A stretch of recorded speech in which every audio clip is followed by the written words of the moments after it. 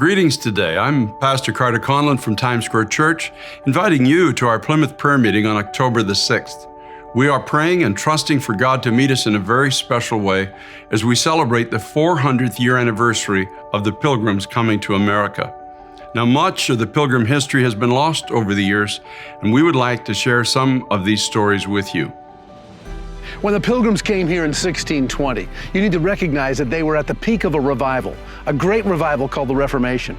And soon following the Pilgrims on arrival in 1620 came many of the Puritans. Some of those Puritans came here with a true desire to serve and evangelize the natives that were here on this coast. And when they came with that selfless desire to serve and present the gospel, one of those individuals, discipled by John Eliot, who became known as the Apostle to the Indians, his name was Richard Bourne.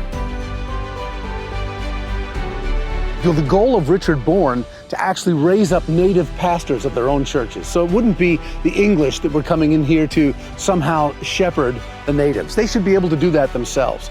He began to be known as a selfless servant that would help to actually empower them once they got converted. So one day he was coming across the missionary trail when he approached this large boulder that was flat on top. It was used by the natives for sacrifice. That was very common at the time. And looked up at this boulder. He shouted up and he said, "Cease this terrible act in the name of Jehovah." Well, they just continued to go on, and you realize how bold that was, because he could be the next one dragged up there. And then again, he looked up to heaven, to a clear blue sky, and then once again he prayed, and he said, "In the name of Jehovah, I now call to you, Jehovah, to stop this act."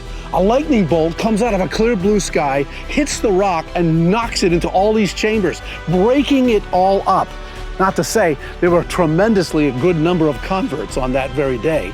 Now, when somebody hears this story of an amazing miracle taking place at a rock, they wonder, well, gee, did this really accompany a lot? Yes, there are a lot of miracles like this that are recorded in the early diaries of the 1600s, because remember, they were in revival. They came and preached the gospel with confidence that they believed God would do the work. There were those who came and preached the gospel and wanted force to do the work.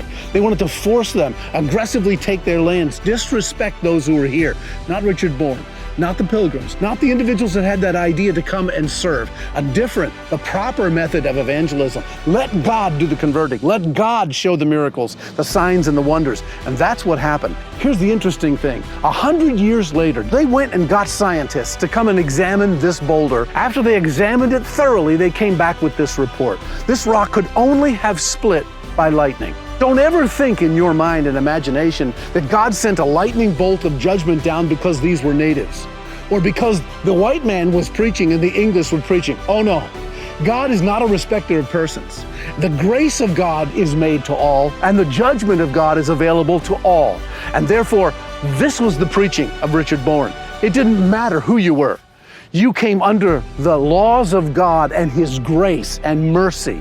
And that's why this boulder speaks out to us of the call of God at every moment for us to come to Him. And that gospel is available to all, and through Christ, that grace is available to all and whosoever would come.